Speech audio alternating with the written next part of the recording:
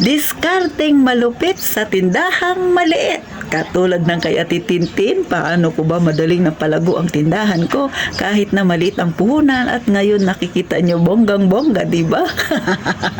Binuhat ang sariling bangko. Kumusta mga kasari-sari ko dyan? Isang mapagpalang hapon. At syempre pa, kay Ma'am RB22 Tebes, shout out sa iyo Ma'am Amping Permi. At sana game na game ka na sa pagtitindahan Ma'am. Good luck sa iyo. O, di ba? Pwede na ba ako maging announcer mga kasari? So ito mga kasari, dalawang tips na titintin. Madaling-madali lang ito para madaling mapalago ang tindahan mo na siyang ginagawa ko hanggang ngayon. Ano ba yan? Si Ate Tintin mahilig bumili ng mga promo, lalo na yung mga sabon na yan, mga fabric conditioner na yan. Dito sa amin sa Puerto Princesa City, Palawan, o di ba? Kompleto na naman yung address ko, ha? Madalas yung Ariel dito naka 6+1, yung Downy naka 6+1, mga single na yan. So yan ang palagi kong hinahanap mga kasari. Bakit? Kasi malaki yung kikitain ko. Maliit lang yung puhunan ko pero malaki kasi nga may +1 pa siya. So yung +1 na yan, dagdag yan, kita natin yan mga kasari, di ba? Yung hindi mo siya pinagkagastusan pero kumita ka doon kasi nga libre siya. Mga kasari ha, ganun. Pero, may pero sa titintin, mag-iingat ka kapag ang hinahanap mong promo ay pagkain. Kasi kadalasan sa promo na pagkain, malapit na ang birthday niya. Ang happy birthday. Ibig sabihin, expiration niya. So, kung sa mga sabon-sabon lang, okay lang yun. Ha?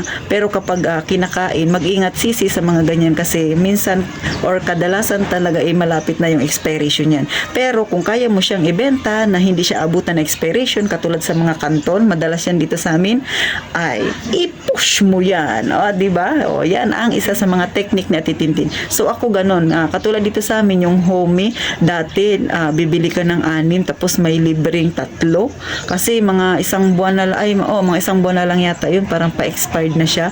Bumili ako. Bakit? Kaya ko pa siyang i-push kasi isang buwan pa bago yung expiration. So, ganun yung ginagawa ko. Minsan, nangyari na yan sa akin yung customer ko na mahilig magbili ng pansit canton. Kunwari, yung benta ko sa pansit canton ay 15 pesos. So, sabi ko, bumili ka ng dalawa, 25 na lang yan. Di ba? Kasi yung isa ay free naman yun. So, kumita pa ako doon mga kasari. So, ganun ang technique na titintin. Kailangan, pag tindera tayo yung may-ari ng tindahan, madiskarte tayo sisi. Para hindi abutan ng expiration yung ating paninda. Push mo yan, ha? Mga kasari. Yung mga slow moving nyo dyan, i-push nyo ng i-push yan. Si Ate Tintin, slow moving ko rin dati yung Ariel na yan na powder. So ngayon, siya na yung mabenta sa akin kasi nga maganda naman talaga yung Ariel. Kaya lang medyo may kamahalan. Pero satisfied si customer. Kaya pag si customer nagtatanong, ano yung maganda mo dyan na sabon? Binibiro ko sila. Ang pangmayaman ko na sabon. Di ba?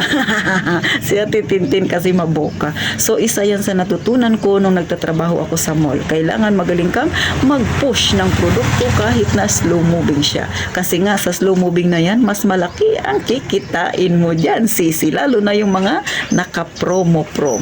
So number 2 sa ginagawa ni Ate Tintin, ha? Syempre, mahilig akong mag-repack.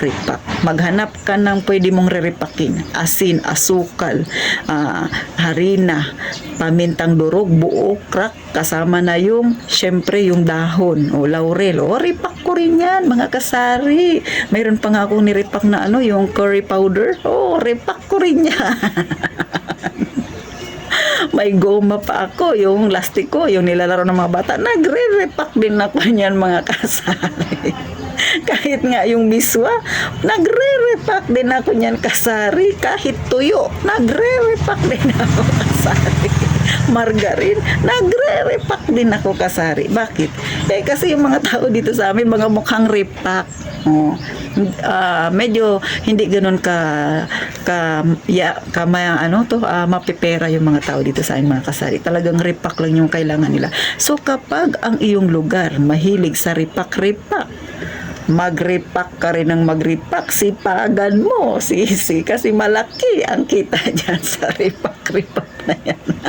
Ayaw mo manipala, ayan, naubos na yung tagdilim ako, panay 10 na lang ka, mga kasari, o diba? Ito, nakaraan nag-repack ako ng miswa. Tapos may nakita ako na naka-repack na siya. So, hindi na ako nag-repack. Pero dati nagre-repack ako ng miswa. So, ito, 8 pesos. Mas malaki yung kita ko dito. Kaya hindi ako nag-repack. Mas malaki na yung kinikita ko sa hindi naka-repack. So, pati ito, sisi. Tuyo. Repack yan ni Ate Tintin. So, ganun ha. May daing pa ako.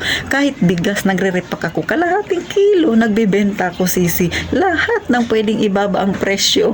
Ginawa na ni Ate Tintin kasi sobrang tumal ngayon.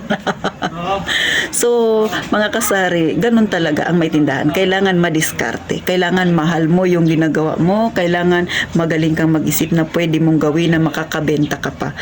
Sa bigas, bihira naman yung bumibili sa akin ng tigka kalahating kilo. Pero pag may bumibili, pinagbibilhan ko kasari. Kasi yun lang yung kaya ng pera niya. Kung gusto niyang bumili ng asit, tag 5 piso, meron ako. May tag 10, meron ako. May kalahating kilo, meron ako. 1 kilo, meron pa ako. So, ganyan ka dapat kalupit sa yung tindahang maliit para ang pera mo mabilis na lumago. Mga kasari. So, paano mga kasari? Sana may natutunan kayo kahit na panay tawa si Ate Tintin. Gusto ko lang maging good vibes tayo at syempre wag nating pabigatin ang pagdadala ng tindahan kahit na matumal ngayon. Sa totoo lang, sobrang tumal. Expected ko, pag wala ng pasukan, maraming bibiling mga bata, pero kita nyo naman, walang mga bata. Diba? Yung mga kapitbahay lang namin na nagmamaritesan yung narinig yung background ko. So, paano mga kasari? Good luck sa ating lahat. At sana wish natin Tintin maging maayos ang ating benta sa buong maghapon na ito hanggang gabi. So, paano? Palagi sinasabi natin Tintin, syempre laging nakangiti at good vibes lang tayo. Ipag-pray ang tindahan. At syempre, mag-iingat tayong palagi mga kasari.